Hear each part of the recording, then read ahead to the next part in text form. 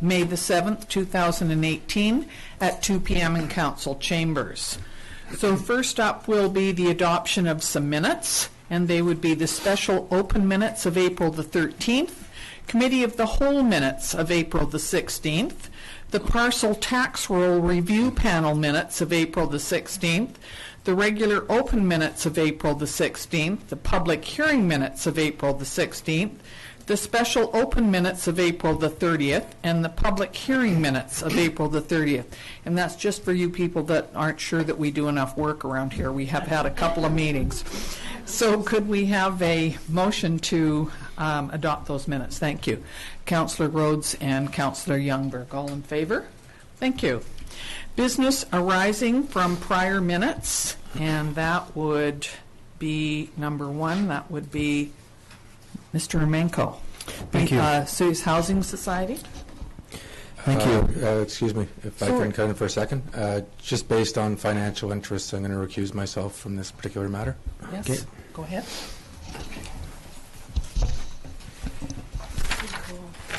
At Council's April 16th meeting, a presentation was made by the Osoyoos Employee Housing Society with the following information presented: that they are going to be a non-profit society set up to develop a 49-unit temporary trailer camp for seasonal housing workers on the OIB lands previously identified as the Calcat property.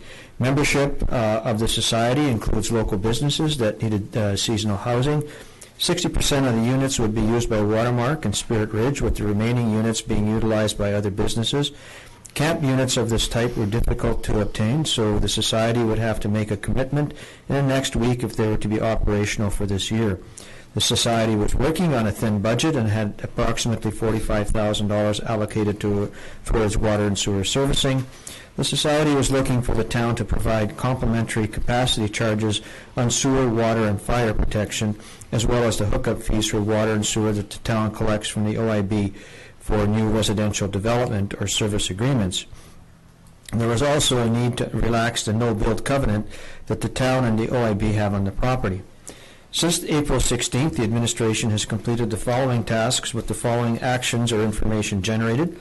1, to avoid any conflict with Article 25 of the Community Charter, I requested a legal opinion on the town's ability to provide a subsidy indirectly to the business through a nonprofit organization. Requested a legal opinion on the ability of the town and the OIB to forego the no-build covenant for a temporary development but maintain the long-term integrity of the no-build covenant. 3, met with the OIB to discuss the no-build covenant, servicing locations, legal fees, long-term development plans for the area. The OIB wants to enable the temporary development with minimal impact on the neighborhood and the lands, maintain the integrity of the no-build covenant. They require services to be developed to municipal standards. Services to the project are to be taken from the existing services currently provided to OIB lands, and the OIB doesn't want to accept any of the costs implementing this development. Also initiated a discussion with Glenn Harris from the society and relayed the following information. 1, policy will enable the temporary development to be considered at 25 units instead of 49, assessed at a 2-1 campground unit. 2, council's action to seek out legal opinions on the assistance to business and the no-build covenant. 3, services would need to be installed at municipal standards and services off to the OIB lands. 4, related costs of service to be considered in the package. 1, capacity charge for sewer can be reviewed due to the temporary nature of the project. One strategy would be to assign an annual fee that would be charged to the annual water and sewer fees.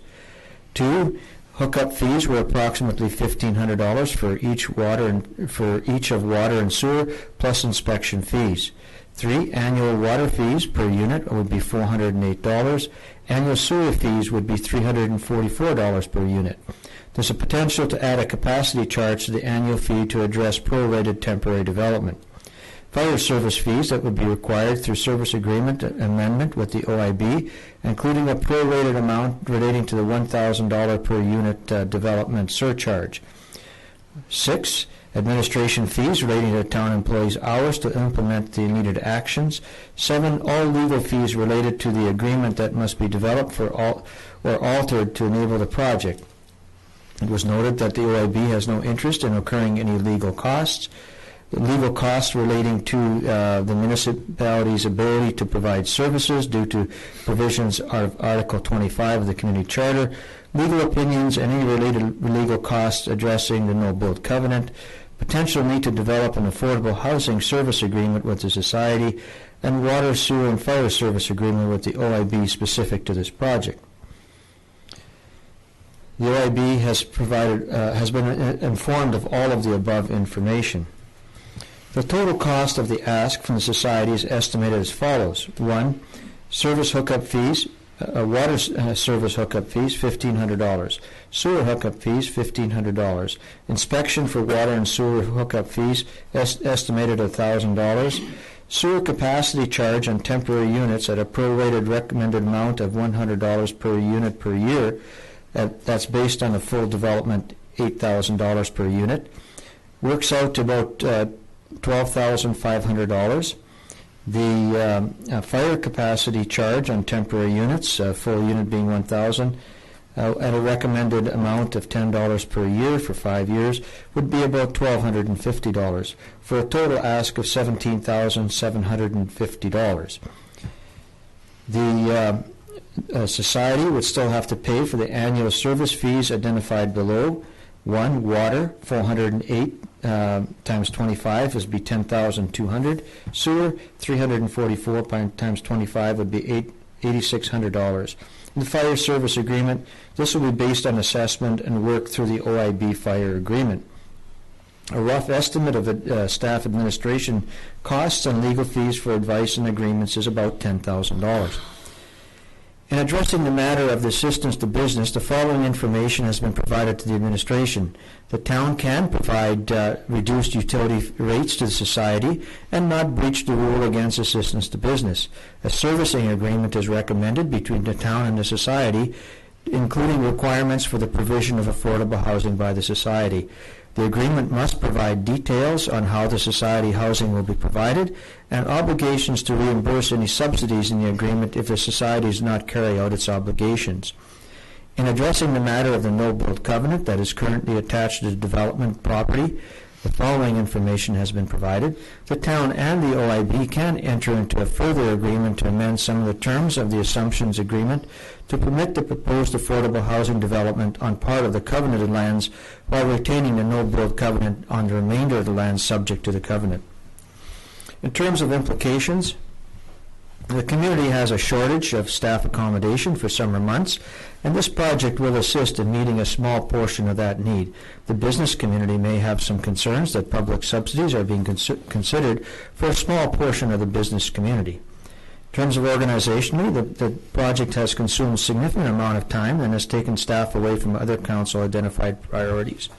Budget, the development and capacity-related charges that would be available to the community are approximately $13,500, based on council accepting the recommended prorated amounts. The direct costs of service being provided to the operating budgets for hookups and inspections is $4,000. The estimated cost of legal and administrative time is $10,000. The town will be taking in approximately $18,800 in utility user fees, plus a small amount for fire. In terms of dates, the Society is looking for a decision as soon as possible to facilitate their planning. In terms of options, 6 options are being presented to Council today. 1, Council approves entering into an agreement with the OIB to change the no-build covenant and the assumption agreement on the proposed development property to enable the Society to install 49-unit residential camp for a maximum of a 5-year period. 2, Council denies entering into the agreement with the OIB to change the no-build covenant. 3, subject to the signing of a Council-approved affordable housing supply agreement, Council approves providing a subsidy to the Society that will include the waiver of water and sewer hookups and inspection fees and capacity charges related to sewer and fire services.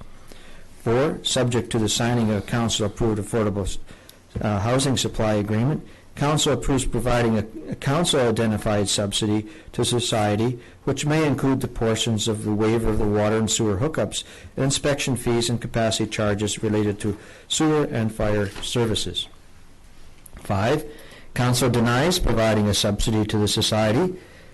Number 6, Council provides the administration the direction to develop the needed service agreements with the OIB and the society to enable the development of the housing camp that all administrative and legal costs be the responsibility of the society. In terms of recommendations, the CAO recommends option 1. The OIB and the town both recognize that the provision of this camp will assist in addressing the immediate summer staffing house shortage and in the future provide additional tourism worker housing. If the will of the two parties exists, the administration mechanisms exist to enable the long-term goal of protecting the integrity of the no-build covenant and provide for a temporary development. One caution is that these developments tend to exist until there is a higher and best use of the land.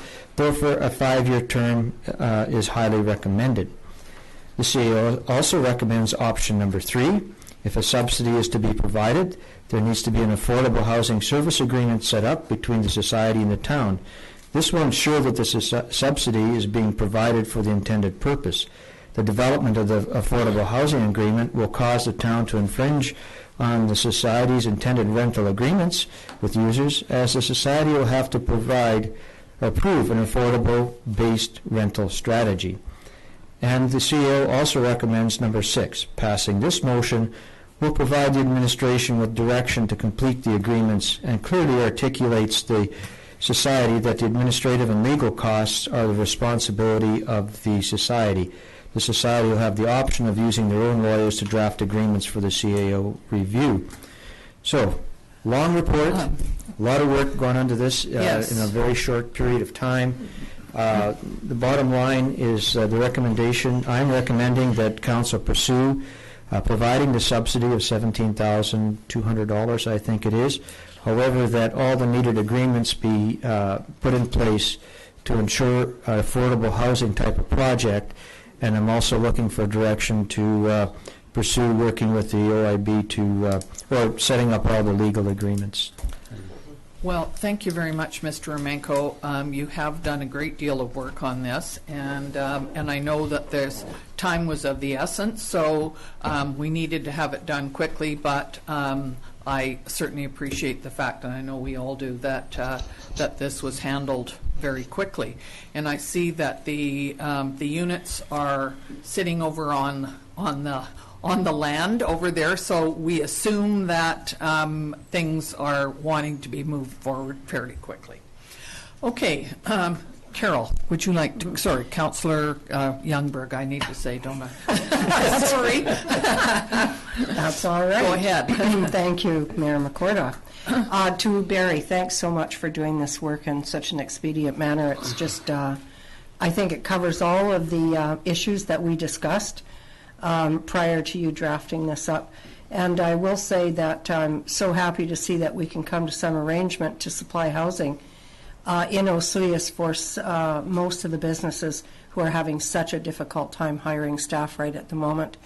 That having been said, we're in a much better position than Vancouver, who just spent millions of dollars buying that building to reconstruct for affordable rental for their staff. So I think this is a working between three bodies that's just proved very, very interesting and commendable to all. I'm in favor. So would you like to make a motion, Councillor Kane? I want to have a question. Go ahead. Thank you, Madam Mayor. Just in your overview, Barry, I just wanted clarity on your number 4, and it looks like it was just a discussion, but in 4A you say the policy enables for 25 units and 2 per 1, and we're talking 49, so I just wanted clarity on. Yeah, we have within our sewer agreement with the Osoyoos Indian Band, we have an agreement that we would treat camp units on a 2-for-1 housing unit basis. Okay. So we would consider this a camp unit. So actually 24.5. Okay, but, I just wanted clarity. Yeah. Thank you. Councillor Rhodes. Thank you, Mayor McCordock. Referring to the 60% usage by Watermark and Spirit Ridge, that would leave, obviously, in my grade 1 math, 40% left over for the rest of the community to use that. How are we going to police that? Is there going to be something, obviously it'll be in the agreement, but you always like to know that there's some way of making sure and ensuring that that is kept that way? Well, I think you mentioned, first of all, contractually within the housing agreement, that'll be something that we would probably put a maximum on, and then they would probably ask for a list of the units, not the names, but an assignment of the list of the names. Now, this may be something that we, would just make as a, every couple months or every 3 months that we would ask that they provide an update for us. Okay. And if I could also wanted to ask about the recipients, the individuals that will be benefiting from this, will be staying in this setup eventually. Will they be paying a fee to stay in there? They will be paying, from my discussions with the society, they will be paying rent to stay there, and the rent will be paid to the society. Again, the amount of the rent, because it's in kind of an employer camp, obviously they would be charging an amount that would be affordable based on the amount of wage that they're making. So that in itself helps to set up a template for what we consider an affordable rent. We would probably use a CMHC guideline that no more than 30% of their gross income would be charged at a rental, and that would be the standard that we would probably at least start with. And I don't know how affordable that would be, but I do have concerns about profitability potential in this, in a nonprofit organization. Will there be some plan put in place in the agreement to handle that as well? Well, a nonprofit can use profit to continue its own activities. So my understanding is that the rent charged would, there are costs associated with this, so they have to try and meet those costs. So if there is profitability, it would be going towards meeting those costs of establishing the camp. And that would be part of the agreement? That would be part of the agreement, yeah. Okay. One more. Councillor Youngberg?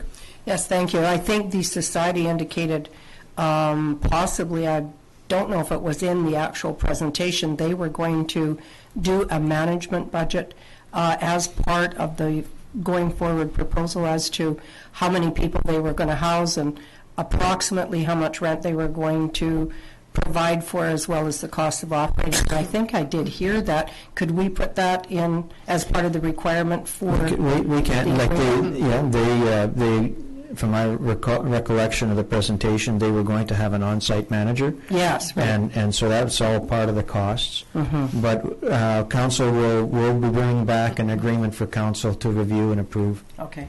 Good. Sure. Thank you. So could we have any motions? Councillor Rhodes? Thank you, Mayor McCordoff. Well, I'll start off with making a resolution based on the wording in option number 1. Good. I'll second that. Thank you. So that was the no-build covenant agreement that has been dealt with. Okay, all in favor of option 1? Thank you very much. And I'll make the motion for number 3. Number 3, signing of Subject to the signing of council-approved affordable housing supply agreement. Okay. Council approves providing a subsidy to the society that will include the waiver of water, sewer, hookup and inspection fees and capacity charges related to the sewer and fire services. Thank you. Could I just maybe add to Yes. that motion that there'd be no more than $17,750? Yeah, good plan. Yes, Good. that's great. 17,500, right? Which is the figure we've been given. Yeah. Is there somebody who will second that motion? Thank you. Councillor Rhodes, any more discussion on that one? I think that's a fair ask. Certainly has been set out what the costs would be. All in favor? Thank you very much. And any other motions? I recommend option 6. Option number 6, to develop the service agreement, and you're seconding that. Anybody wish to talk to that one? All in favor? Councillor Rhodes? Yeah. Are there any other motions that are needed? Good. Thank you very much. Thank you to everyone for that one. And we will now go on to the next item, which is the Osoyoos. Oh, I believe we have to...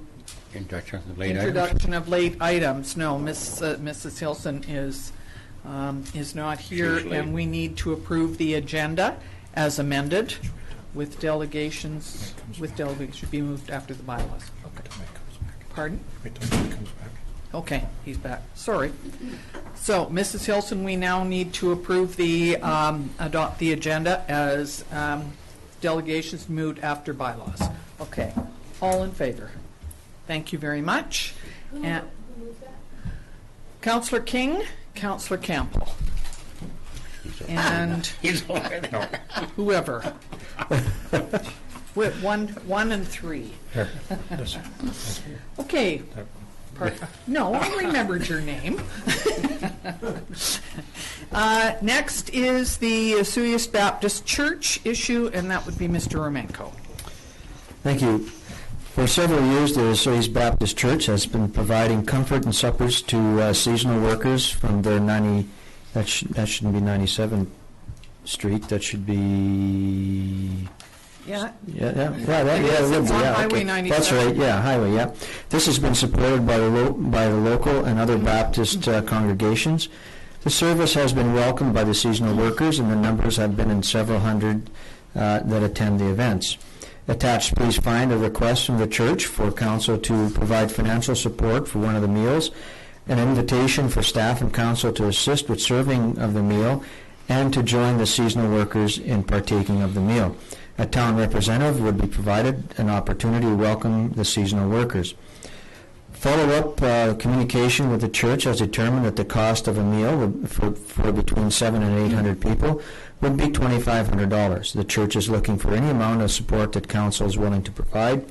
The church is currently reviewing the opportunity to provide enhanced dry land camping to seasonal workers on their church site. The church is reviewing their experience from last year and looking at opportunities to provide an enhanced service. In terms of implications, the agricultural community and by extension the Osoyoos community benefits from services these seasonal workers provide the local economy. A very small portion of these workers have been known to cause problems in the community. However, the number is small in relation to the numbers that come to the area. Organizationally, no direct impact on the organization, and notice can be sent out to staff to determine the interest in assisting with serving the meal. The $2,500 or some proportional amount can come from two sources. The first source is $1,000, the fund that was provided by the BC fruit growers approximately 8 years ago to assist with developing a camp for seasonal workers. The remaining amount can come from the community development budget, which currently has $10,000. Significant dates identified for the meals were June 23rd, 30th, or July 7th. No deadline was provided for informing the church of the council's support. An early answer will enable the church to make plans for the meal program. In terms of options, 5 options are provided for council. 1, council provides the requested $2,500 or a portion of that amount using community development funds and the BC Growers Fund. 2, council provides the requested $2,500 or a portion of that amount using community development funds. And 3, council provides the requested $2,500 or a portion of that amount using community development funds for the meal and makes the BC Growers funds available to improve the camping area on the church grounds. 4, council denies the request for funding. 5, council makes a decision whether or not to participate in delivering a welcome message and assisting with the meal.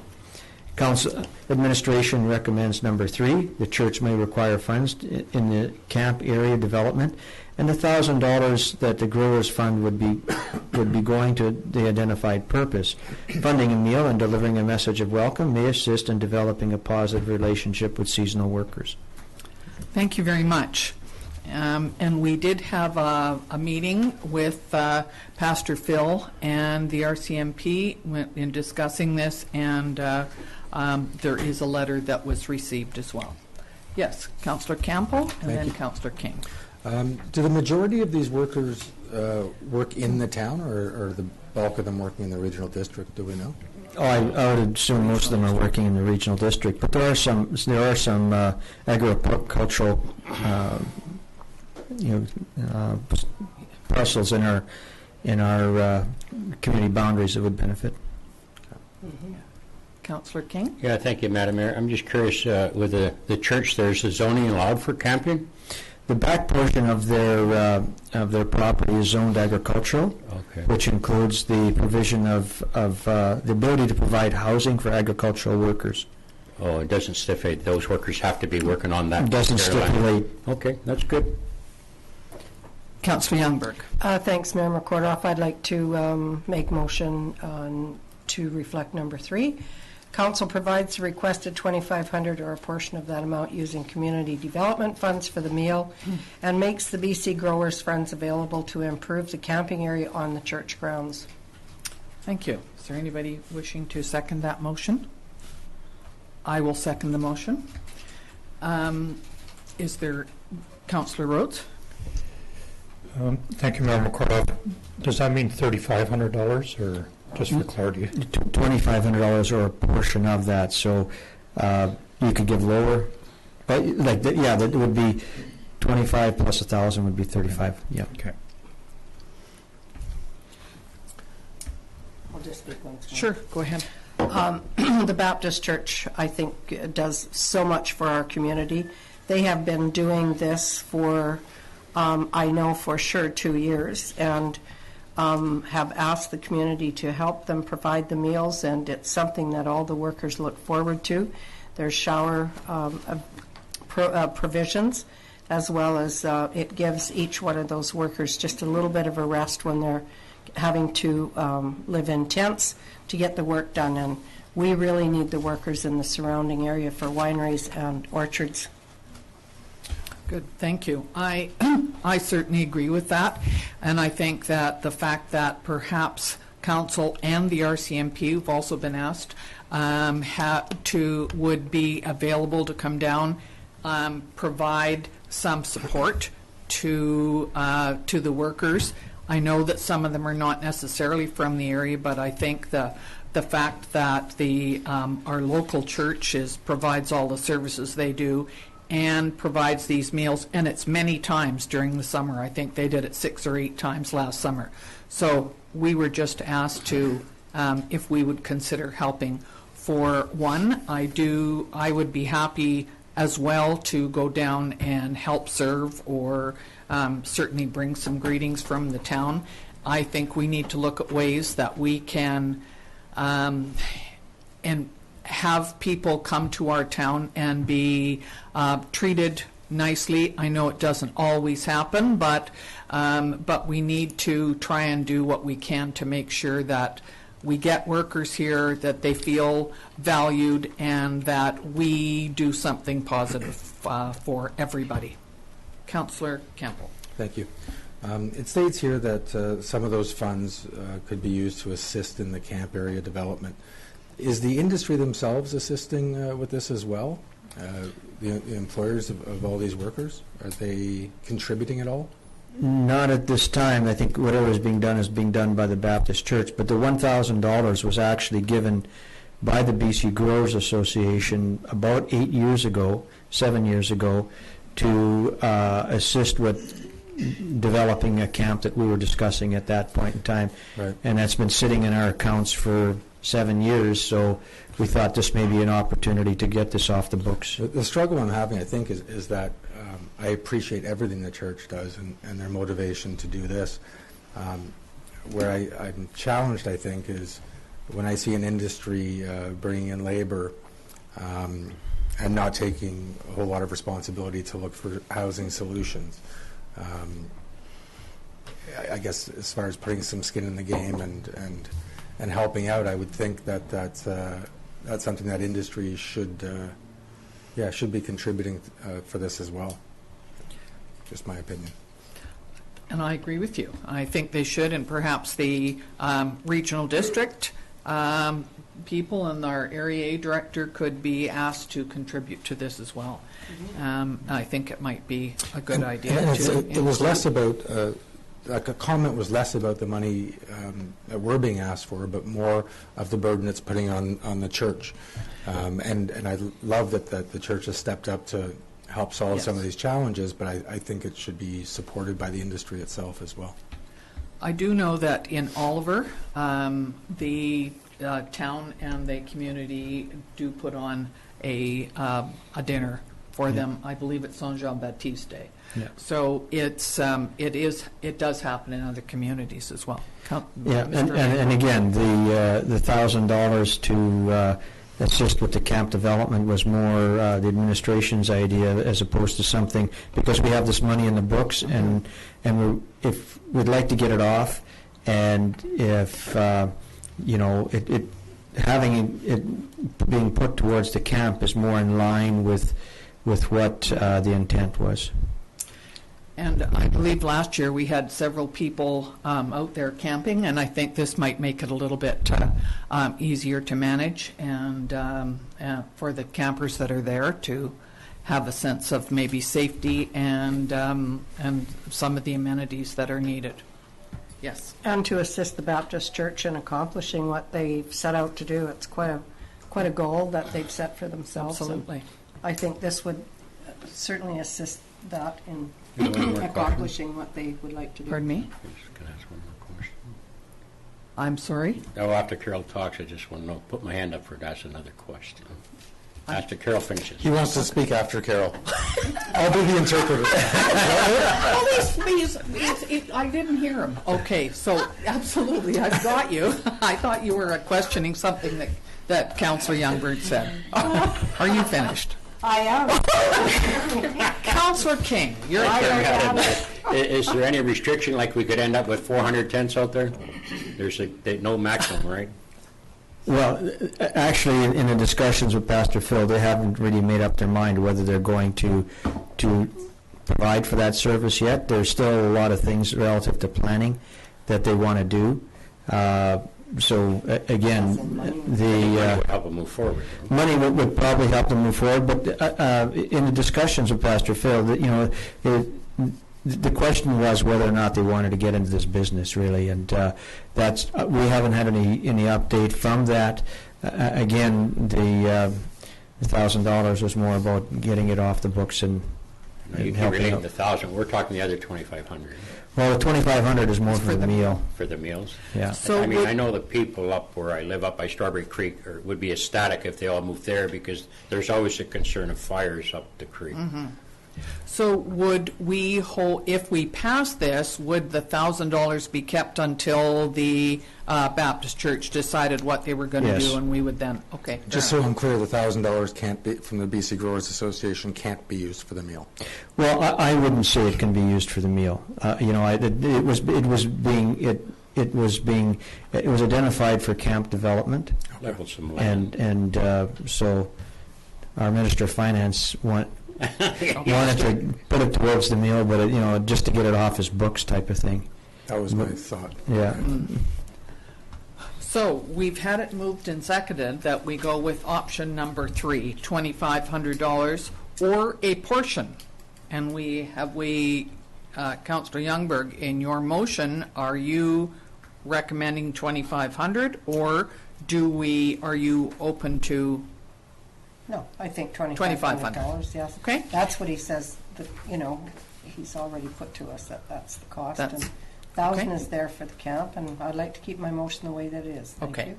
And the BC Growers Funds are available to improve if they come up with Sure, that. that's Okay. right. Moved and seconded, option 3. All in favor? Thank you. Against? Yes. Thank you. So that has passed. Thank you. And next is the museum parcel tax. Mr. Zackel. No, he's in Toronto, so. Okay, that would be you, Mr. Romanko.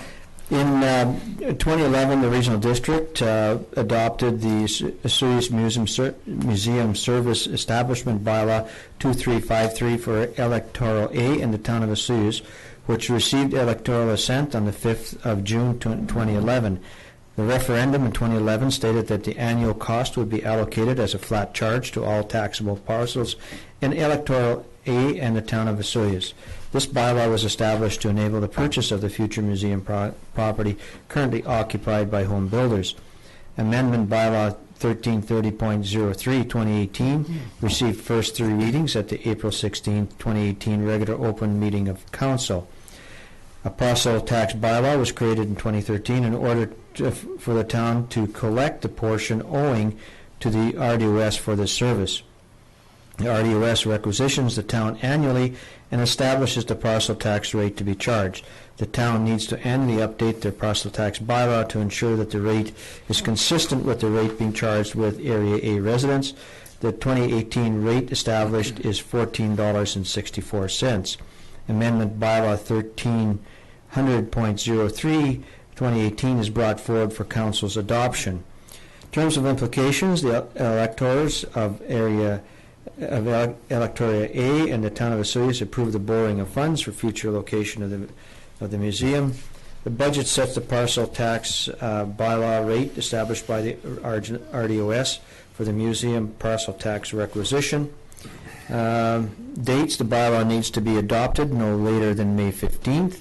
Sustainability: the bylaw allows for a collection of the funds required to pay for the town's portion of the annual debt payment of the museum property. 2 options are being presented. 1, to adopt the museum parcel tax amendment bylaw 1300.03 2018. 2, to maintain the existing bylaw 1300.2 2015. Option 1 is recommended. This keeps the rate charge consistent with the regional district and the town for 2018. Thank you. Councillor Rhodes. Thank you, Mayor McCordle. I'll move option number 1 to adopt museum parcel tax amendment bylaw 1300.03 of 2018. Thank you. Councillor Campbell, you seconding that? Any discussion on this? Good. All in favor? Thank you very much. And next is the Osoyoos tax rates. Mr. Romanko. I don't have that on my agenda. The Osoyoos tax rates bylaw? Oh, tax rate, okay. Oh, yeah, so we want to tax people. To update the tax rate bylaw for 2018 with the due date of being July 3rd, 2018, the bylaw received first 3 readings at the April 16th regular open meeting of Council. The 2018 Osoyoos tax rates bylaw is in line with the 5-year financial plan and includes a 2.93% increase in property taxes. This is an increase of $71,000 in tax-based revenue. New construction property taxation is $9,459. 2.93% to offset increase in net operating costs. These numbers have been discussed thoroughly with Council and include the town's included it in the 5-year financial plan bylaw, which is adopted earlier this year. The budget for municipal portions of the tax requisition are: municipal, $2,501,675; general debt, $34,800; fire protection, $211,484; fire hall debt, $192,668; policing, $850,000. The town of Osoyoos is responsible for collecting and remitting taxes for other taxing authorities, including the following: school. That number will be received from the ministry around May 10th. Hospital, $525,546. The regional district, $783,574. The Okanagan Regional Library, $256,582. BC Assessment Authority, $81,393. Municipal Finance Authority, $371. The tax rate bylaw must be adopted by May 15th as per Section 1971 of the Community Charter. In terms of implications, community, continued operation and enhancement of the municipality, no organizational impacts, budget, Osoyoos tax rate bylaw is in line with the 5-year financial plan. Significant dates, the tax rates bylaw needs to be adopted no later than May 15th. Sustainability, working to ensure maintaining levels of service for the community and financial sustainability for the town. Options, 3 options are being provided. To adopt Osoyoos tax rate bylaw 1344-2018. 2, to rescind third reading and make further changes to bylaw 1344-2018. And 3, to delay the adoption of the tax rate bylaw 1344-2018. Option 1 is recommended. The tax rate bylaw is in line with the 5-year financial plan and needs to be adopted no later than May 15th as legislated by the community charter. Thank you. Councillor Campbell. Thank you, Mayor McCordoff. I move that we adopt the Osoyoos tax rates bylaw 1344, 2018. Thank you. Councillor Rhodes, seconding that. All in favor? Thank you. We've been through this many times, so this is just formality. Next is the zoning bylaw amendment, housekeeping, supportive recovery. Ms. McKay.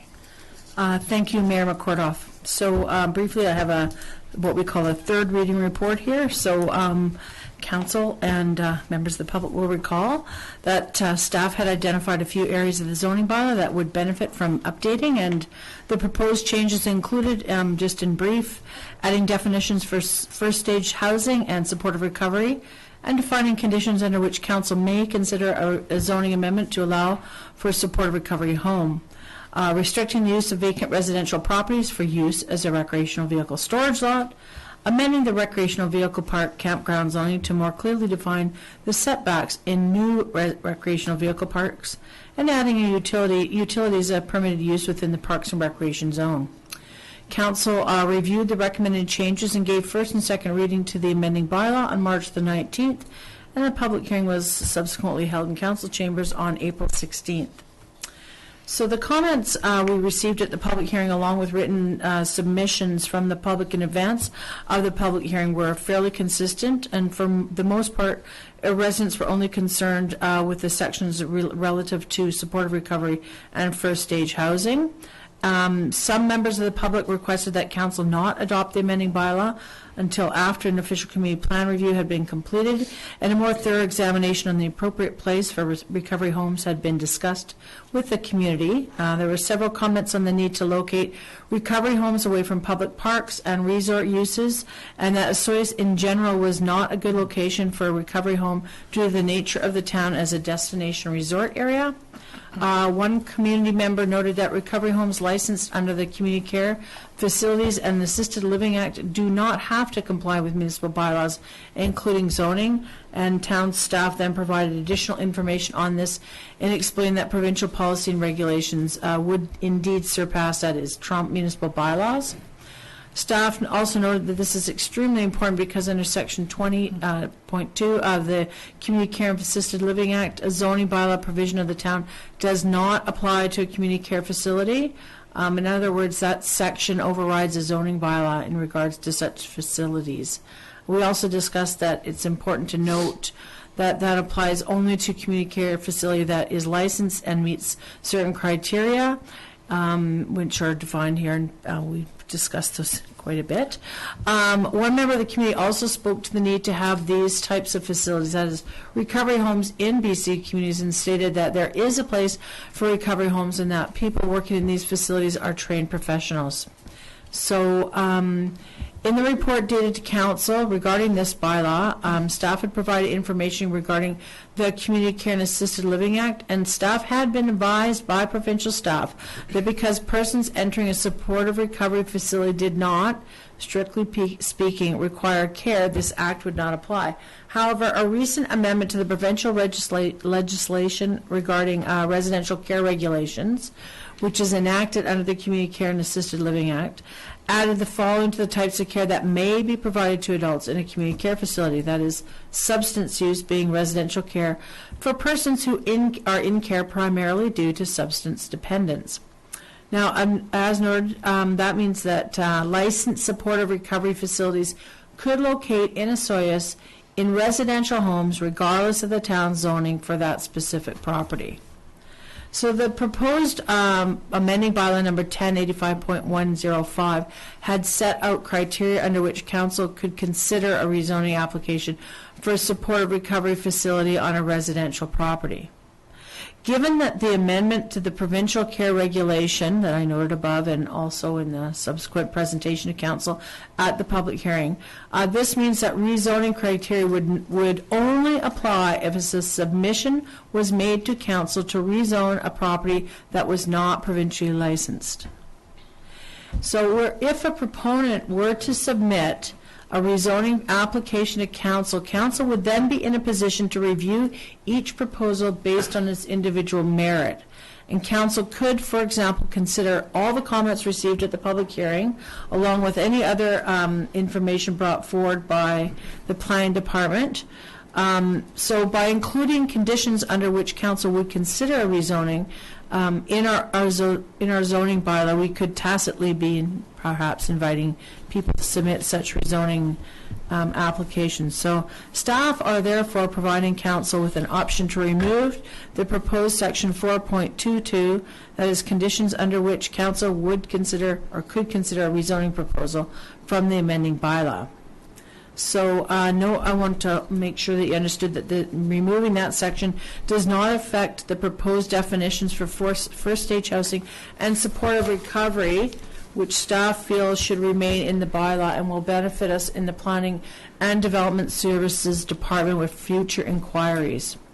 Thanks for turning that on, by the way. It's heating up in here. So further discussion on the appropriate location of such things as other social services, such as supportive recovery facilities, could also take place during a future OCP review, which I think is something that our community members were looking for as well. So as noted in the background section of this report, bylaw number 1085.105 also includes changes to the recreational vehicle park or campground zone, the residential zones, and parks and recreation zone. There was very little discussion on these proposed changes at the public hearing, and staff are recommending that these portions of the amending bylaw remain as originally presented to council. So the implications of proceeding are briefly that consistent, clear, and effective regulations are the cornerstone of transparent governance and overall community health. Organizationally, staff in the Planning Development Services Department benefit from having clearly defined, identified objectives and direction in our bylaws. There are no implications to the budget moving forward.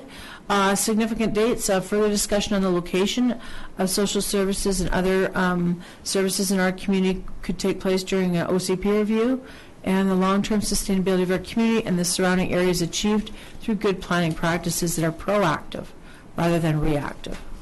So the options before council today are that council reads zoning bylaw amendment number 1085.105 a third time as amended by first removing the proposed section 4.22 supportive recovery. Council reads, option 2 is council reads the bylaw a third time. Option 3, council returns the bylaw to staff for further review. And option 4, council abandons the bylaw.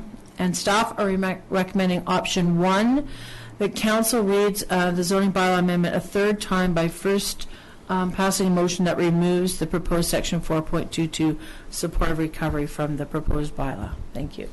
Thank you very much, Ms. McKay. I know you've spent a great deal of time looking at this issue over the last several months, I think, so we appreciate that you have come back with a recommendation for us. Councillor Youngberg. Got it. Thanks, Mayor McCordoff. I'd just like to make option number 1, council reads zoning bylaw amendment number 1085.105 a third time as amended by first removing the proposed section 4-22 supportive recovery. Thank you. Does that require 2 motions? It can all be done in one. Okay. Is there somebody who would second that motion? I'll second it. Thank you. Is there any discussion on this? All in favor of option 1? Thank you very much. That's passed. Next, we have a report on the Whibbit Water Park. Ms. McKay. Thank you, Mayor McCordoff. Okay, so during the November 20th, 2017 regular meeting, Council resolved to consider North Gyro Park as a potential location for the establishment of an inflatable water park and requested that Okanagan Whibbit present its proposal at a public open house. An open house was subsequently held, and Council then gave direction to staff to proceed with the rezoning proposal.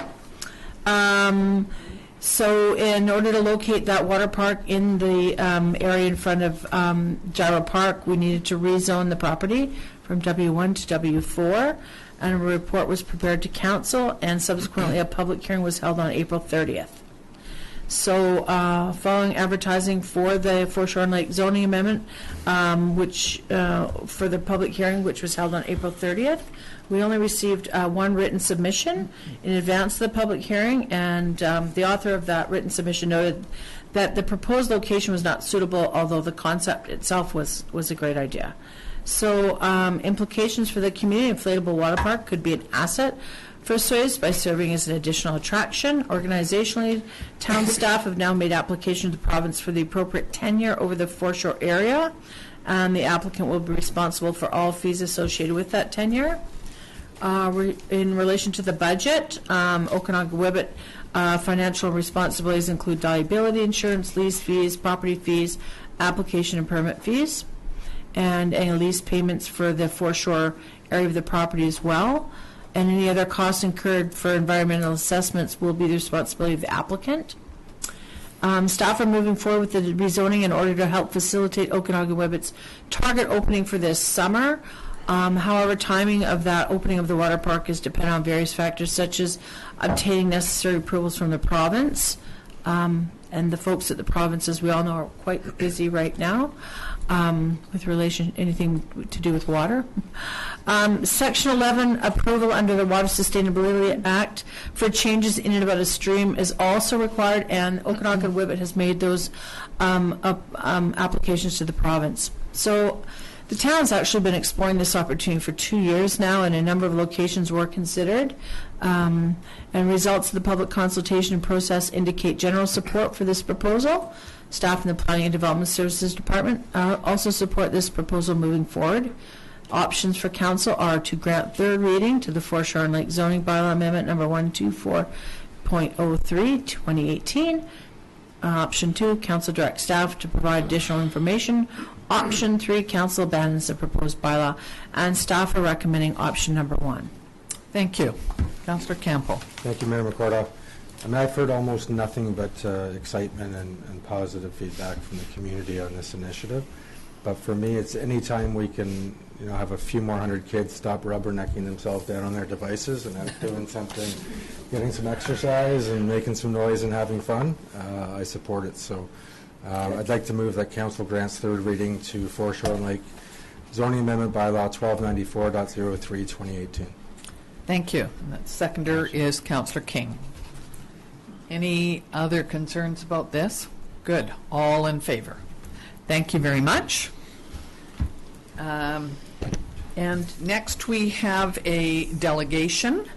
And Mr. Alenko, would you like to come up to the microphone, please? And you would like to speak to us before we discuss the issue. Go ahead. Thank you. Thank you, Madam Mayor and Council, for the opportunity to discuss this. I just had a couple of points I wanted to make about this application. I know that staff has provided support for the application, but I know that there is some community concern, so I wanted to make sure that I could address those head on, make sure that everybody was well aware of our intentions for the property. So just a little bit of history, and thank you, staff, for giving a good rundown of sort of the background here. The ALC actually supported the exclusion of this property back 22 years ago. That predates the existing development that's there, and the Land Commission had a fair amount of debate and deliberation on it back then.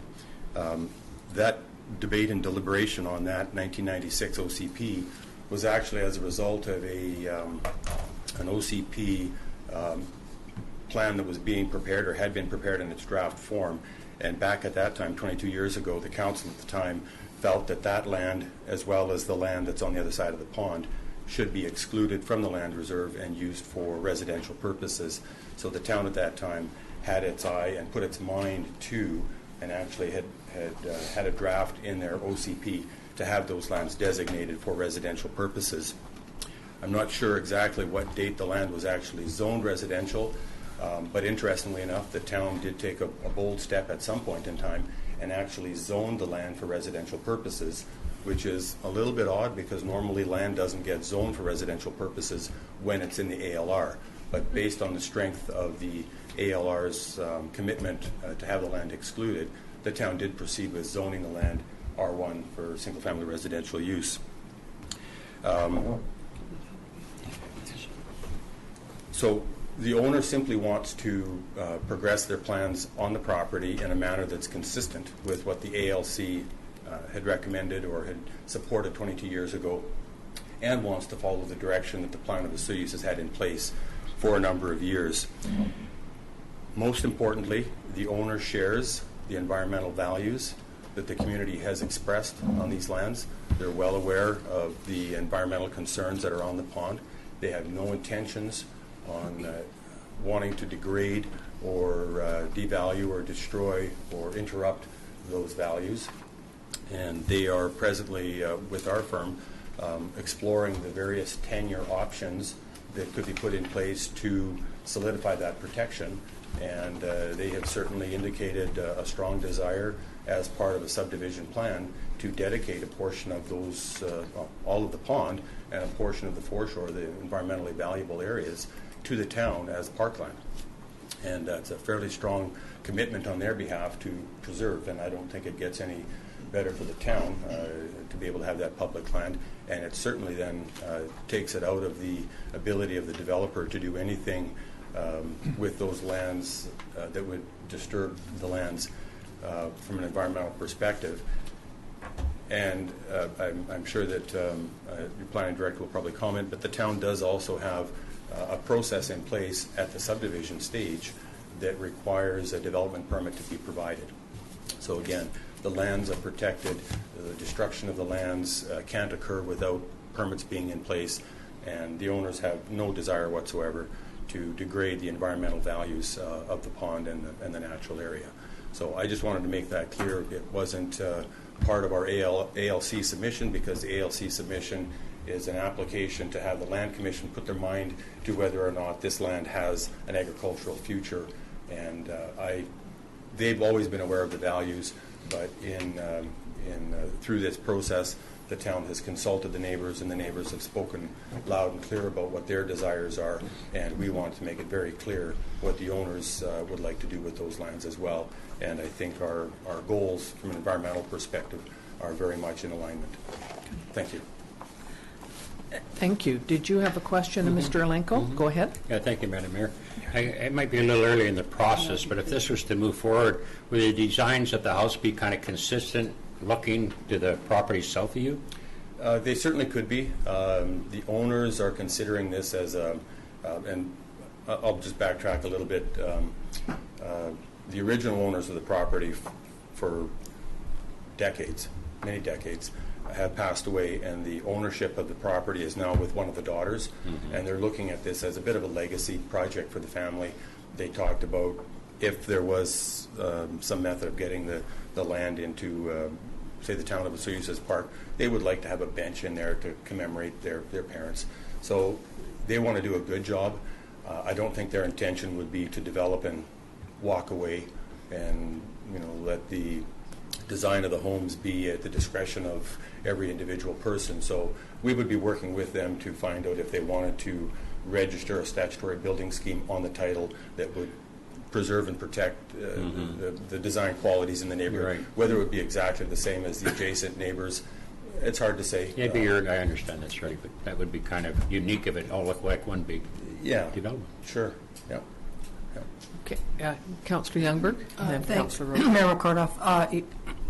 Excuse me. Thanks, Brad, for the presentation. Is it an intention that I think when Sonora Gardens was done, there's a parkway right at the bottom of their subdivision going north.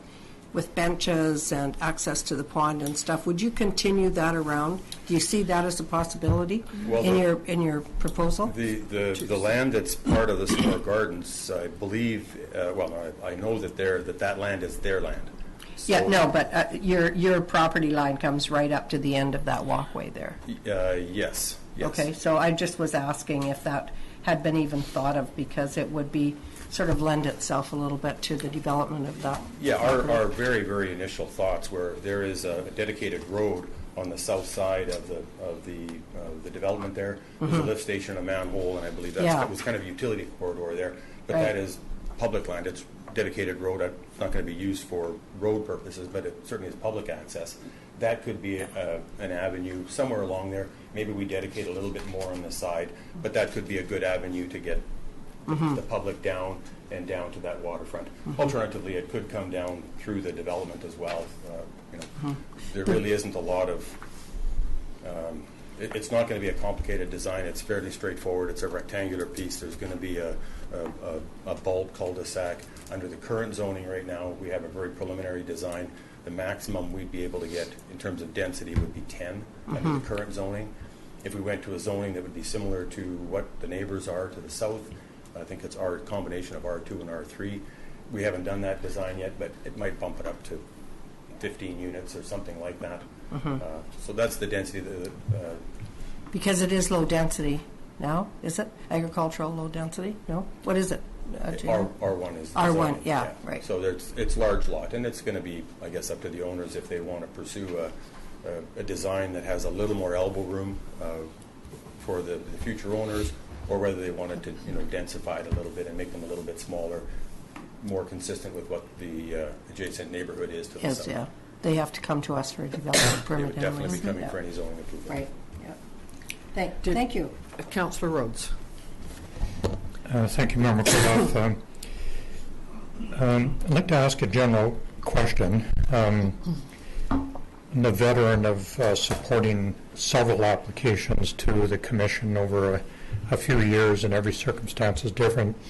It's always been my experience that they look at the uniqueness of every application and rarely look at historical precedents that they may have set in the past and that kind of thing.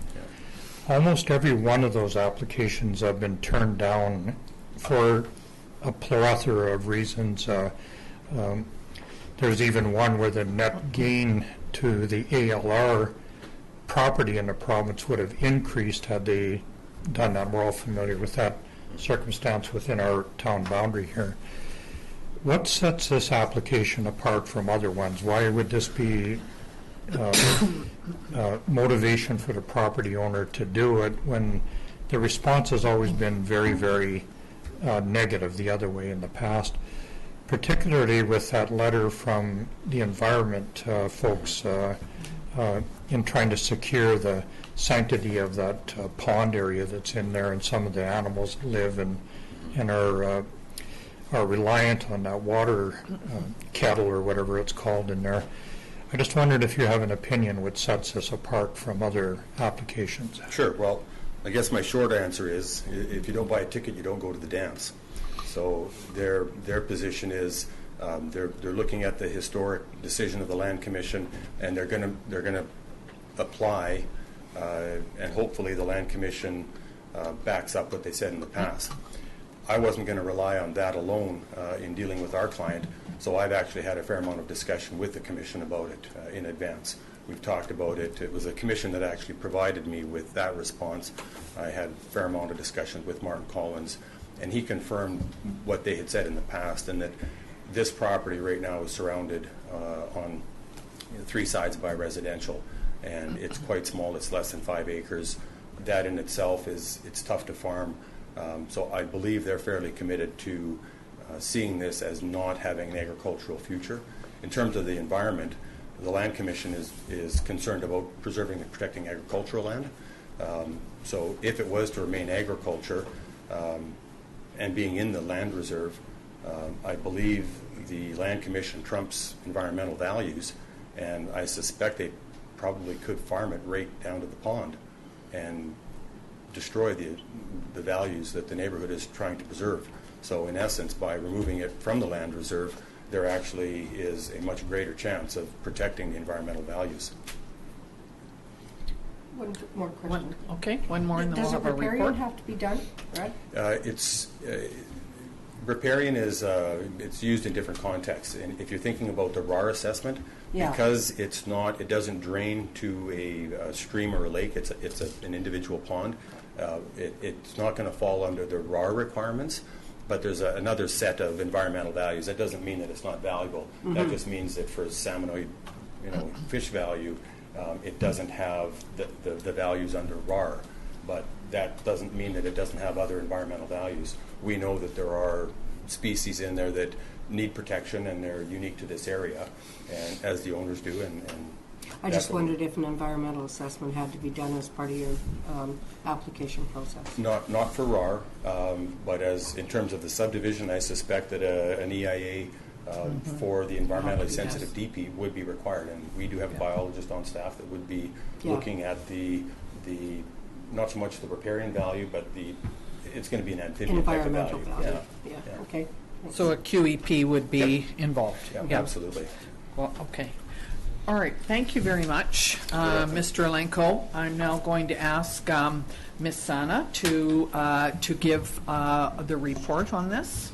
Thank you. Thank you, Mr. Mayor. I'm going to read it quick because obviously everybody's tired. The purpose of this report is to request Council's consideration for supporting Mrs. Sylvia Mackay's attached exclusion application to the Agricultural Land Commission for releasing the property from the Agricultural Land Reserve. The subject property, situated where Lobelia Drive and 89th Street adjoin, is the last CLR property contained within the town's urban growth boundary, the UGB, as defined in the official community plan. The property is zoned single-family residential, R1, and zoning bylaw number 1085, 1998, and it is within municipal sewer and water. Overview. The 1.31 hectare, 3.24 acre property extends up to Highway 97 and contains part of a pond, as shown in attachment 2. Some of the vegetation has now been cleared, and a shed in a state of disrepair is scheduled to be removed. The property has never been used for intensive agricultural purposes, according to a letter from the Agricultural Land Commission dated October 7, 1996. ALC's Agricultural Land Commission. The ALC, during the 1996 Town Official Community Plan Review, expressed support for block exclusion of the subject land unless the owner first applied for an exclusion. The block exclusion did not happen, obviously. OCP Agricultural Policy 8.2 states to review ALR exclusion application for consistency with the town's urban growth policies. The land is designated low-density residential in the town OCP bylaw number 1230/2007 to reflect the limited agricultural potential of the property and its location within the urban growth boundary. Further, the subject property is surrounded by existing non-ALR residential development. The OCP also promotes the use of edge planning practices such as buffering to reduce the impact of residential development near the agricultural interface. But since the highway separates the urban growth boundary and the subject land from the ALR, the farming interface development permit area would not apply. The OCP urban growth policies under section 8.7.1 also supports opportunity for accommodating housing on undeveloped parcels in existing southwest urban growth area. A local stewardship organization has been actively restoring the pond's riparian habitat on the subject property and on the adjacent residential strata development, Lot 25, Plan KP 73299. Comments received as part of the ALC exclusion notification process indicated that the pond is habitat to endangered listed tiger salamander and the blue-listed western painted turtle. Residential development on the property, either at building or subdivision stage, would prompt the requirement for a development permit, as the property is located in the required development permit area, the RDPA, and in the environmentally sensitive development permit area, the ESDPA, thereby resulting in some protection of the environmental values associated with the pond and alleviating concerns expressed by residents. Planning and Development Services supports the proposal to exclude the property from the ALR as it is appropriately zoned for residential single-family development and located within the town's urban growth boundary. Further, the LC concurred in 1996 that the property has limited agricultural potential. Planning staff does not believe that a public information meeting is warranted for the proposal based on the official community plan designation and its location within the UGB, the urban growth boundary. However, staff did send letters to residents within 60 meters of the property to advise them of the upcoming council meeting. The application for the community to ensure the timely supply of land is available to support economic and community development goals. The organizational, if the property is excluded from the LR, development applications and building permit application would ensue. And development application includes subdivision, DP, etc. Budget. The application was accompanied with a required ALC-defined fee of $1,500, of which the town retains $300 and forward $1,200 to the ALC. No significant dates, and sustainability. Release of the subject land from the LR would open up potential for infill residential development within an already service area and in conformance with the town's OCP growth management policies. Option 1, council resolve to authorize and support the LR exclusion application for the land and to proceed to the LC.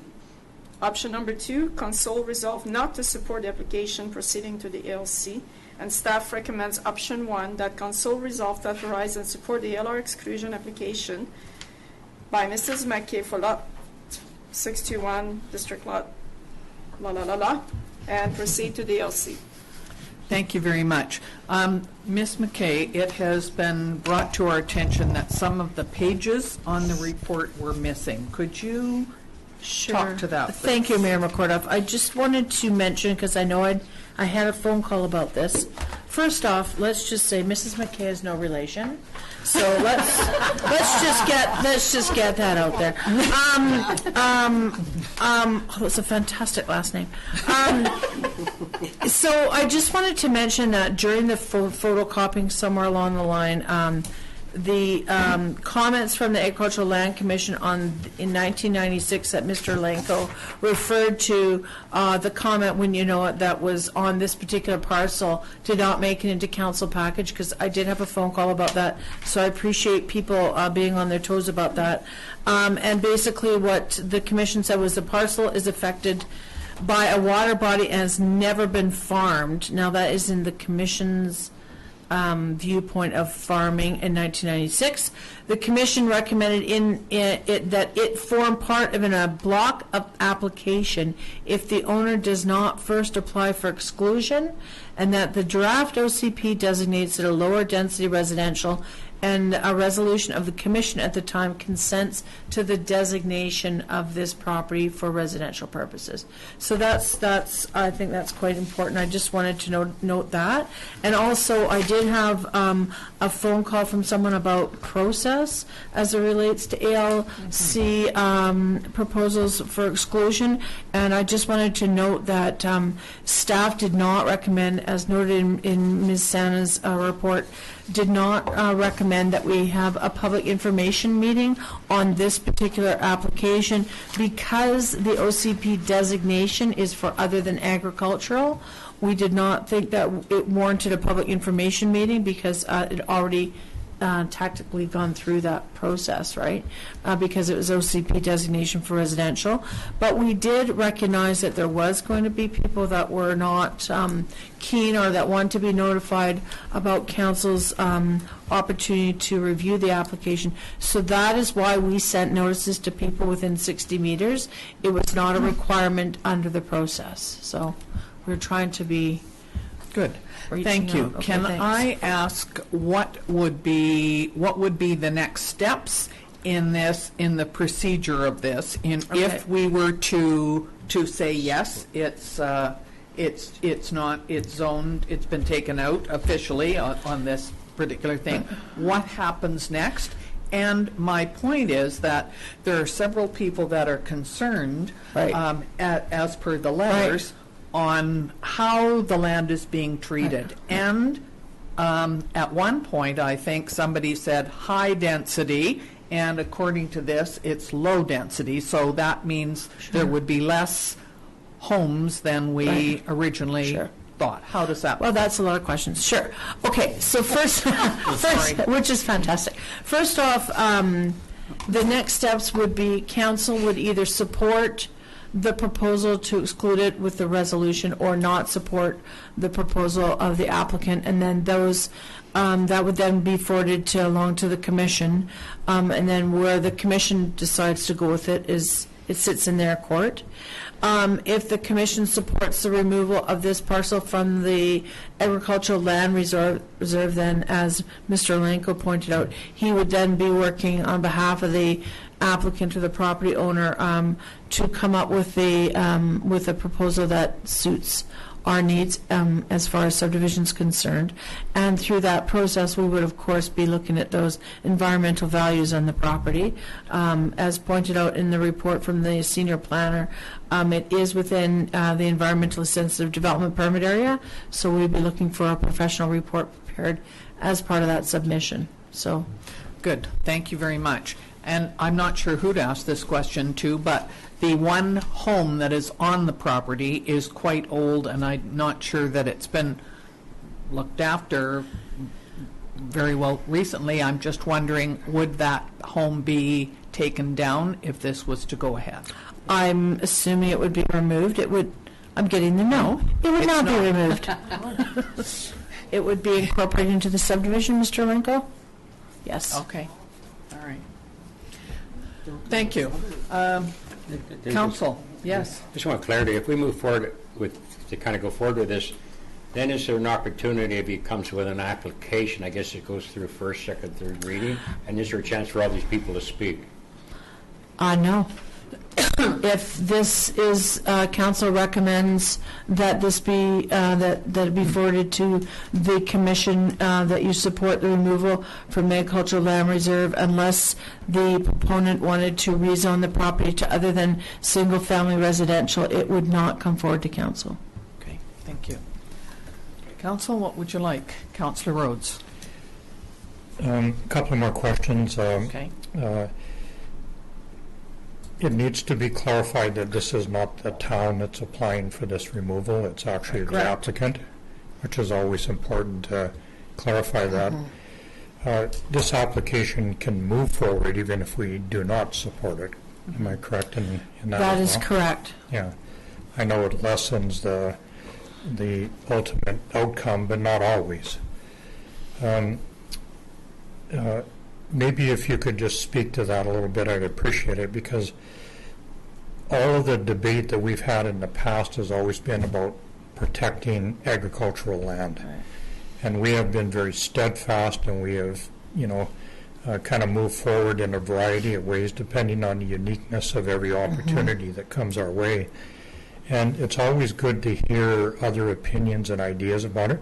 I know your report is good, it's comprehensive, but it's always nice to hear the verbal comment about that as well. So are you looking for myself to comment on that, Councillor It doesn't Rhodes? matter, either one, yeah.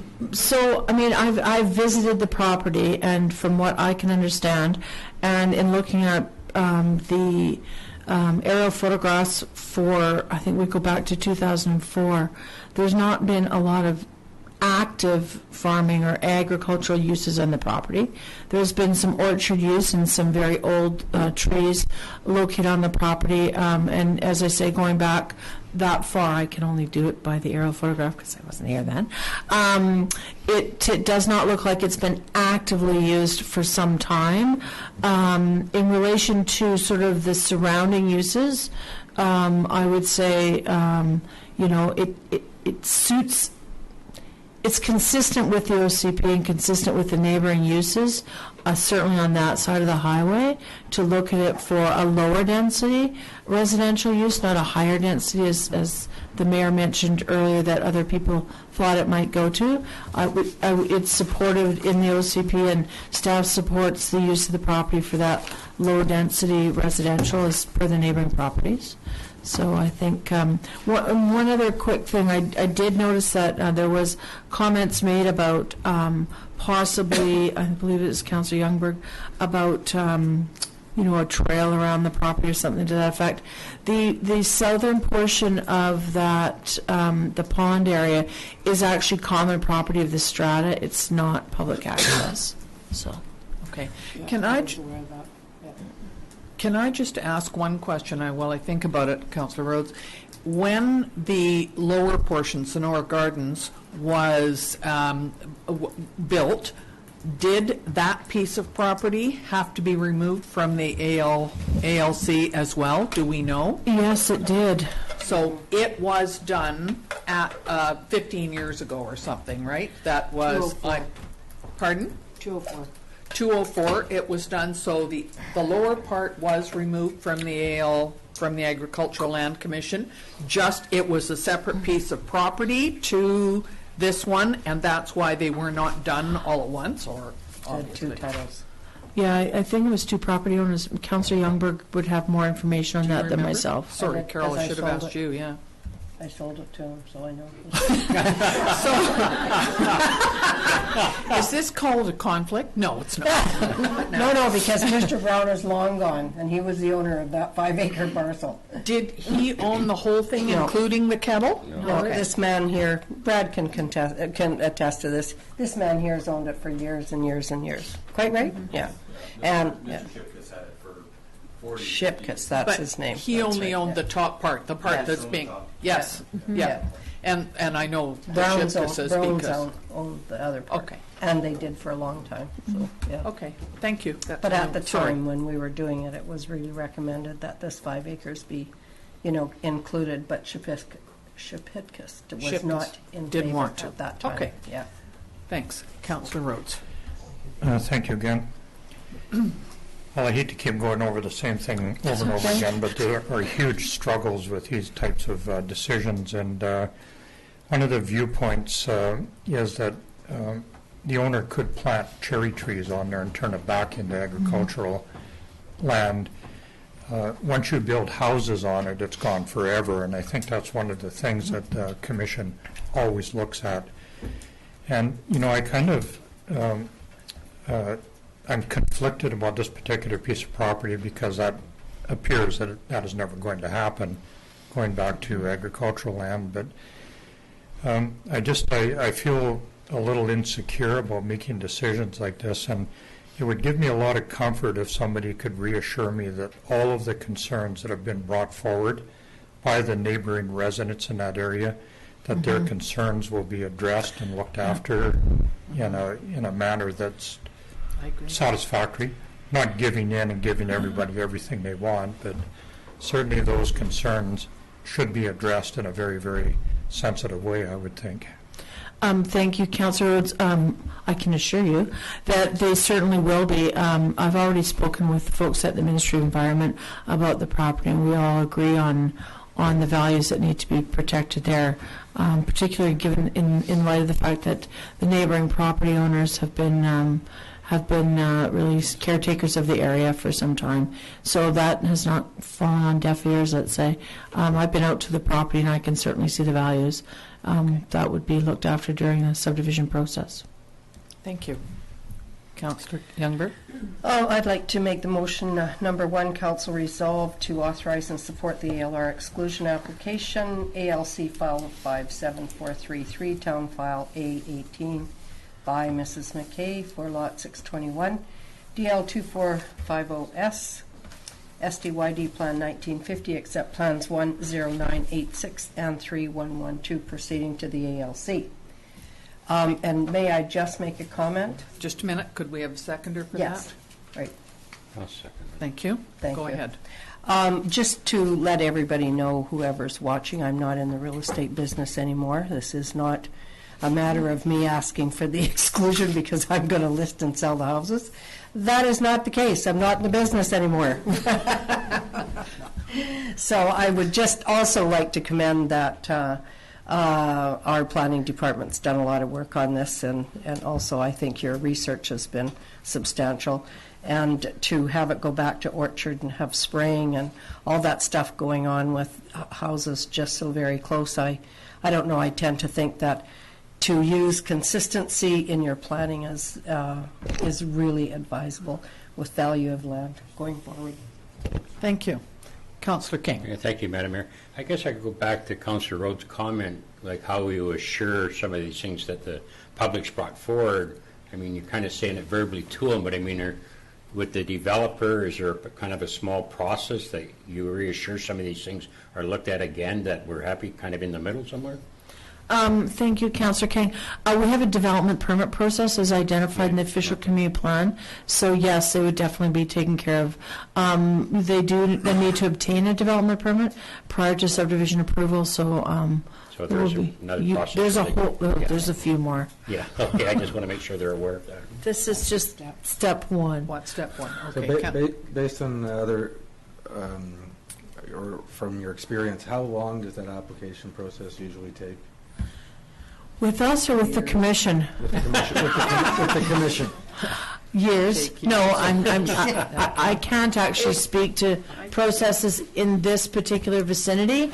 It really depends on which vicinity you're in. For example, processes in the Caribou may take less or more time, in the Okanagan, I'm not sure. I would say that it's usually 60 to 90 days before we hear back. 4 months. 4 months? Yeah, I'm not surprised. So 120 at least. And application that gives priority to farming takes priority for the ALC. Okay. That's actually their mandate. Sure. Okay, so we've had it moved and seconded that we go with option one, and I will ask all in favor. Thank you. Against? No? Good. Thank you very much. Next is the street food vendor application. Ms. Sana. Yes, hello, thank you, Mrs. Chairman. The background, the town street food vendors' expression of interest, the EOI invitation, was advertised in a newspaper March 14 and March 21st, 2018, and posted on the town's website for 2 weeks from March 14 to March 29, 2018. Prior to the closing date, Planning and Development Services received one submission from the following interested vendor, which required council approval.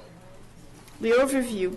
Planning and Development Services has reviewed the sole proposal against the evaluation criteria outlined in a council-approved street food vendor selection and approval policy, PLA 016, which is attachment 1. The following selection provides information about the interested vendor. Pedals and Popsicles. The two applicants of Pedals and Popsicles wish to operate two mobile pedal-powered carts supplying water, juices, popsicles, ice cream, and other frozen treats. The market for customers is expected to be local area residents and tourists ranging from children to seniors. Figure 1 was provided by the applicants to illustrate the type of cart they wish to acquire for their mobile business. The intent is that the carts be driven by local youth, providing 2 to 4 seasonal employment positions. The hours of operation are proposed to be from 10:30 a.m. to 7:30 p.m. from mid-May until the end of September. The hours of operation will need to be revised as Business License Amendment Bylaw number 1045.1, 2009, restrict the hours of operation for mobile street vendors to 7 p.m. Staff points out that mobile street vendors are allowed to operate in all zones of zoning bylaw number 1085/1998, except for the C1 downtown commercial zone. As per the Gyro Beach concession lease agreement, the street vendor is not permitted to operate in and around Gyro Beach. Next steps. If council approve the proposed vendor, the applicants will not be required to sign a license of use agreement, but the vendor will have to submit a business license application and will be required to meet the provision in the agreement and the town's business license bylaw number 1045/1997. Implication, community. The mobile street vendor would provide an additional amenity for residents and visitors in the summer season. The vendor will complement the existing food offering in Osoyoos, particularly to service parks users and beach users outside the commercial core where concessions are not available. Organizational, a business license will need to be prepared by staff with conditions that specify where they can and cannot operate. Budget, there are some advertisement costs associated with placing the EOI invitation notice in Osoyoos Times. On the other hand, in accordance with the business license bylaw, the town would receive the following fees from the mobile vendor, which is a business license fee of $125. Significant dates, the vendor will be invited to apply for business license following council's decision. The sustainability, the vendor indicated the long-term plan would be to renew the 2 business license each year to ensure long-term venture in Osoyoos. Pedal and Popsicle does not require any funding or loans to start their business. Options, number 1, council approve the proposed vendor application for pedals and popsicles. Number 2, council request additional information or revisions before proceeding further. And number 3, council does not approve the proposed vendor application. Staff recommended option 1, that council approves the proposed mobile vending application for pedal and popsicle. Thank you very much. Councillor Campbell. Thank you, Mayor McCord. I have a couple of questions. Have we had mobile vendors in the last handful of years in town? I don't think so. I would say no. No. On this type, we haven't. No. They've all been stationary vendors. That's right. I guess what concerns me is in all fairness to our competing businesses that are paying year-round taxes and selling similar products in an area, an economy that's very seasonal. For some reason, it makes me uncomfortable looking at a mobile vendor that's cutting into the revenue of those businesses by being able to have the freedom to go out to the people, eliminating the need for the people to go out to the businesses that, to the competing businesses. So it's just my feeling. Is it like that cart, the truck that used to go around and played music and the kids all ran out? Yeah. That Make it was go up and down before the your street. time, Councillor Campbell. No, it wasn't. No, it wasn't. Yeah, that occurred to me too, that could be an issue, could it? Very briefly, Mayor McCordoff, thank you, Councillor Campbell. One of the things, we did discuss that with the applicant. They're looking at, going down South Lakeside, or down Lakeside and Lakeshore, sorry. I was in another town there for a moment. Down Lakeshore Drive, and of course they can't come to Gyro Park. And most of our businesses that sell these kind of products are located in and around town and along down the highway. Well, there's one right on Lakeshore, I mean, right? pardon me? There's one right on Lakeshore. Yeah, there is. No, it doesn't operate anymore. No. Island. They don't. No. They're not operating. It's a paddleboard rental. Yeah. So, I mean, what they sort of envision is, they'll kind of scoot along the waterfront, over on the other side near the kids' playground and that sort of thing, and that's what they envision. Okay. Mr. Remenko? Just going back in terms of the history of the vendor, the summer vendor program, is that technically there's no difference between a mobile vendor and a static vendor. It's still selling products that compete with people who have full-time businesses. Last year we had a hamburger hot dog place on Main Street. So the intention of this particular program was to try and build kind of that unique tourism type of environment in around the community, and certainly a mobile vendor, in fact, would provide for that. With all due respect, I do see a difference, so in the mobility of being able to constantly go where there's more people, a bigger audience, rather than have people go to a stationary operation. I see it as an advantage. But it's still competitive with the stationary vendor is still competitive with existing businesses. Yeah. With a different advantage, though. There's more of an advantage for the mobility on a mobile unit. They bike quickly. Well, if there's something specifically happening at a certain area of town, they're right there. There's definitely an advantage in my mind. Can I ask, is this the only vendor who applied to be? Yes. And what happened to, Our hot we had a dog guy. couple of... He never came back. Oh, and there was one by the bridge, They too, never by the came back. No, bridge is no good, but the other guy thought was very, he sounded like he was very successful No, down but by the I Bank know. of Montreal. He went till October. CJ, do you know anything about this? Regrettably, I don't know. Oh, but you had a question. Yes, I do. Keep him on the east side of the bridge.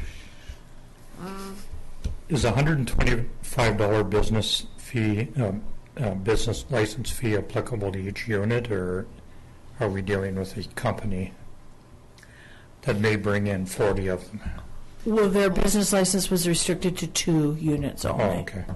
So they have So two. they can only have 2. That was where we thought we'd draw the line. And if they have 3, what happens They then? would have to come back to us. Okay, What you're looking at approving is for 2 only. right, okay. Okay. Councillor Yonberg? So right now, they can operate basically any place in our town boundary except for Gyro Park. And C1. that- And C1. Can't go up and and down C1, Main right. Street. They're not going to go in residential areas, I wouldn't think, but, you know, By the I just school?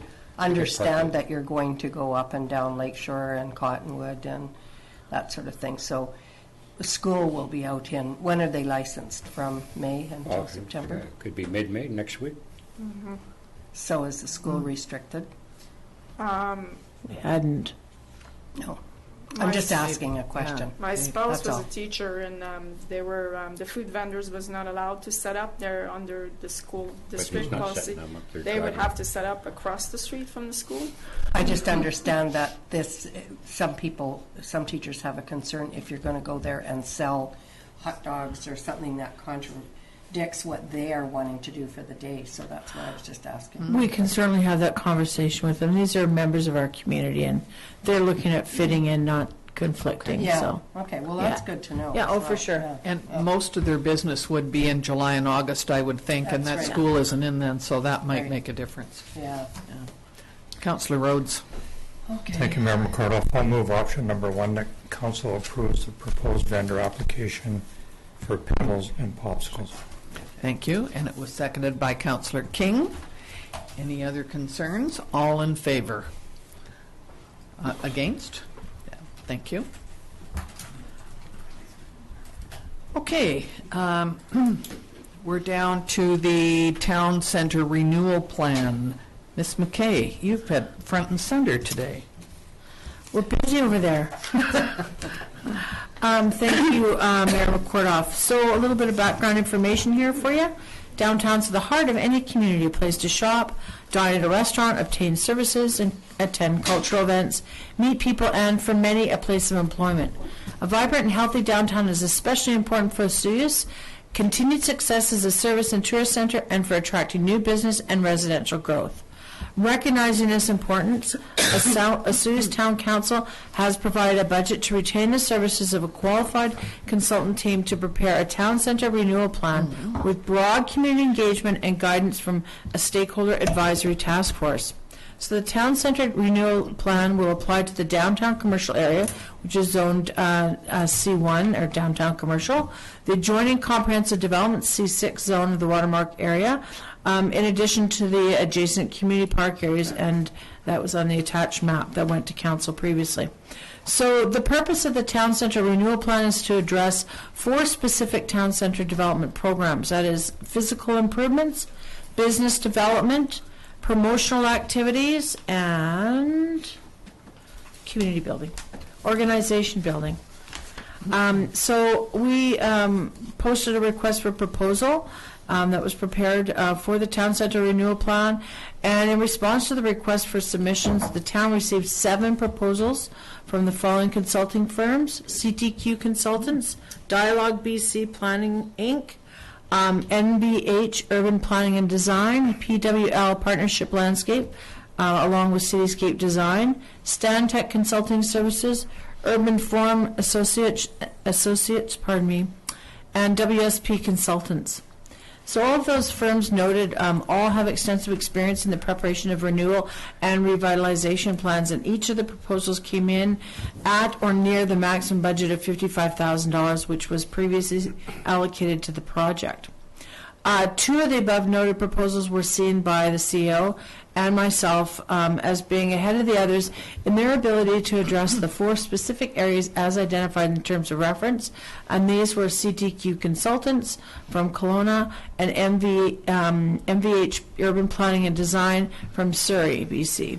So the Town Centre Renewal Task Force was then forwarded these 2 proposals, and we had a meeting with them to discuss them, and the task force agreed to grant the contract to MVH Urban Planning and Design from Surrey, BC. So implications for the community: there will be opportunities for community input into the development of the Town Centre Renewal Plan. And these details will be made public after the contract has been formally signed and public consultation details have been agreed to with the consultant. The Town Centre Renewal Plan is included in our business plan, and the total budget for this was $60,000, pardon me. $55,000 would be allocated to the consultant services, and $5,000 is being kept in reserve for advertising, venue rentals, and printed materials. The significant dates with respect to this project will be provided once the contract has been finalized, and the intent is to bring the final draft of the Town Centre Renewal Plan to Council this fall, that is before the election. And a healthy and vibrant downtown is critical for economic, social, and environmental sustainability.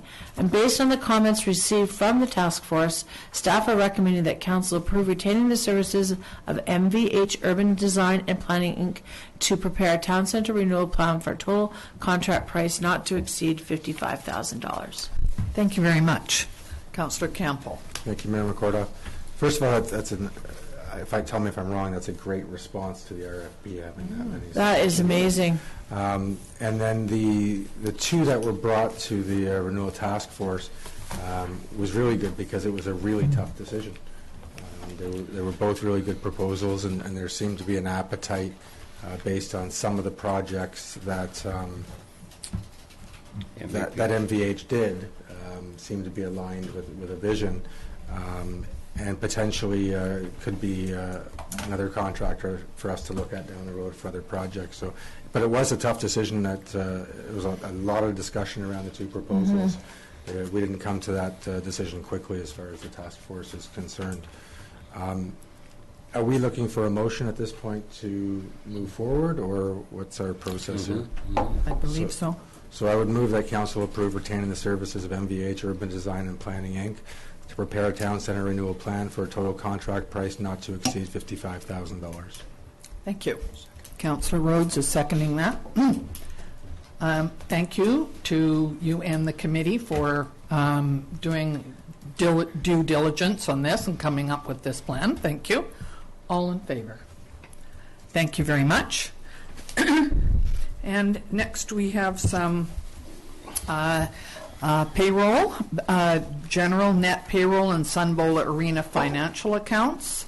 So this would be to accounts to May 7th, 2018. General cash requirements at $854,345.94. Sunbowl cash requirements at $6,149.94. And those will be adopted by consensus. And net payroll accounts of $152,125.66, and that is for information. And the next is our summary of our building permits.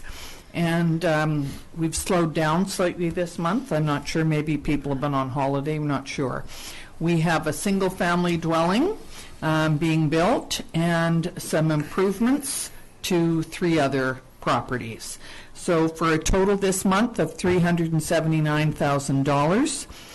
Total to date is $3,710,500, and total to date last year, 2017, was $3,129,791. So we're slightly ahead at this point.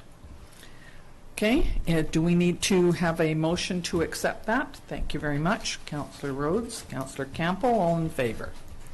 Thank you. There are no committee reports, so we have a CAO report. Thank you, Mayor McCordoff. Just a few of the activities the administration has been involved in over the last couple of weeks, starting first in community services.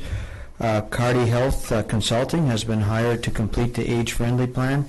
They have scheduled a series of discussions with local seniors groups and service clubs. They will be in Osoyoos May 28th to June 1st, and they also have a survey posted on the town website this week. The paid parking machine is scheduled to be operational over at the boat trailer parking by mid-May. Installation and training will be completed this week. The outdoor pickleball courts have been painted, and the nets between the courts installed, so it's really raring to go, and so they will have a grand opening at some times later on, but I'm sure they're probably out there right now. It looks very nice. I was there yesterday. Yes, it does. The Sun Bowl Arena started shutdown today, May 7th. Annual maintenance will be completed, and the arena will be open mid-July. Thank you for the community for supporting the Heart and Stroke fundraiser on Friday at Gyro Park. A total of $770 was raised, and the generosity of our fire department, they have said that they will provide $1,000 as base funding to our bike team, plus they would match whatever was raised by us, so they'll be making a contribution of $1,770 towards the Heart and Stroke Foundation on behalf of the town bike team. Good. Corporate services, the finalization of the electronic records management system is underway. Compilation of the 2017 annual report is being carried out. The terms of emergency support service, and an advertisement went out to the Osoyoos Times looking for volunteers for the emergency support program. 3 applications were received. If there's anyone else who is interested in joining our ESS team, please contact the town office.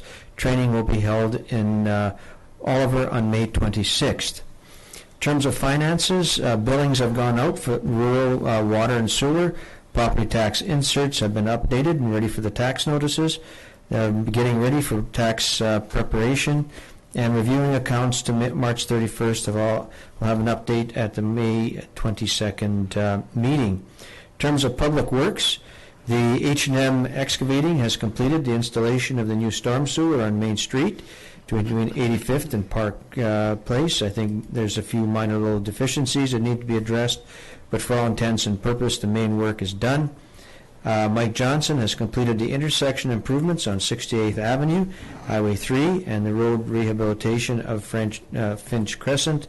And I noticed today that they put the yield signs back the other way that people are used to looking at them. In terms of Mike Johnson has also started construction on the West Bench Ball Diamond Park. Little Libraries has been installed at the Splash Park and Lions Park. The park's irrigation is in the process of being operational with minor repairs, and all the streets in town have now been swept. In terms of myself, I completed a draft RFP for the Aquatic Center and sent it out to our partners, worked on various aspects of the temporary housing camp, several calls relating to the community medical feasibility study, and also responded to the annual report. And just a reminder that this week there is a public process on Wednesday evening between 6:30 and 8:30 at the Sonora on our community medical feasibility study. So I'm encouraging people to come out. Thank you very much. And could we have a motion, please, to have the report received? Thank you. Councillor King, Councillor Campbell. All in favor? And now council reports. Councillor Youngberg. Thank you, Mayor McCordoff. I think there's a consulting company doing a public informational session over at Sonora Center on the airport this afternoon between 1 and 2, and tomorrow, I believe, as well, as they may be joining us later on this afternoon. So that's always important if anybody has any thoughts about the airport. Secondly, our big bike ride that RCAO Romanco was speaking about starts on Wednesday from the Pharmacave at 4:30. And there's a few spots available just in case anybody'd like to ride, because I wrecked my ankle so I can't ride. But I will be standing there waving with my crutches. Anyways, all the support to the Heart and Stroke Fund would be great. And we have attended the SILGA meetings in Revelstoke last week, and really were informed from the provincial government on cannabis, which was conversations after conversations, and also on housing. They have come up with some very good programs for housing, trying to meet the needs of the communities in the province of BC. And that's about all I have to report, other than to nurse my ankle back so I can get more work done. Good. Thank you. Councillor Rhodes. Thank you, Member Kordoff. Well, still no desire to start ranting about things again, so we'll stay for a while. Just wanted to mention that the company that we hired to work on the new dog park is fully engaged in scratching away at that hillside. I was up there during our lunch break today, looking really good, starting to take shape, and just want to remind everybody in the community that it's never too late to make suggestions about that dog park.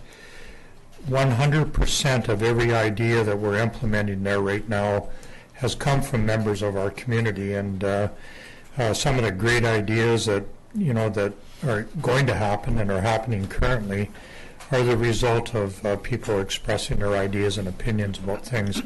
So I would encourage anybody that's full of enthusiasm for the dog park to get in touch with me, and we'll be happy to look at almost any idea or opinion about it as well. And that would be my report. Thank you. Councillor Campbell. I think I have to pass before I pass out from the heat in this room. So I'm gonna Yeah. Well, you could wear a T-shirt or not just a jacket. Yeah. Councillor King. Thank you, Mayor. Madam Mayor. It was a great event Friday night. I went to the Heart and Stroke Foundation fundraiser there at Jarrow Park. There was a lot of face painting, entertainment, but a big thanks should actually go out to the staff of our town for doing such a great job pulling that together. Mm-hmm. And there's a couple of us there frying a few hamburgers and hot dogs, and we did run out, so there was lots for everybody. And also attend the hospice walk yesterday afternoon and another sunny day. And it was kind of interesting that all the participants were women, except for one gentleman, and he happens to be sitting across the seat from me. So, Barry, congratulations. I didn't see Barry there. Yeah, he was there. He was there. I Yeah. was there too. I walked as well. Never saw you. You left. Okay. camouflage shorts. Camouflage.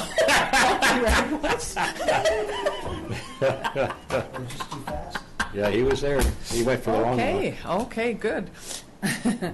Thank you very much, Jim. And I would just like to say that the last 3 or 4 times that I've seen Councillor King, he's been either flipping pancakes or cooking hot dogs. He did on Friday night, and he did on Sunday as well. So I think you have a new profession if you ever need one. On my resume. And I'd also like to thank Mr. Romanko, who cooked all the hamburgers that night, and our town staff, who did a great job of organizing the event. I got up to the microphone with Diane and Joanne and said that the big bike was in aid of the Cancer Society. So I do apologize. I'd just taken off my daffodil from having supported cancer last month. So it is the Heart and Stroke, but equally important. The opening of Market on Main was on Saturday. It was very well received, and there were 12 vendors there, which is kind of unusual at this time of year.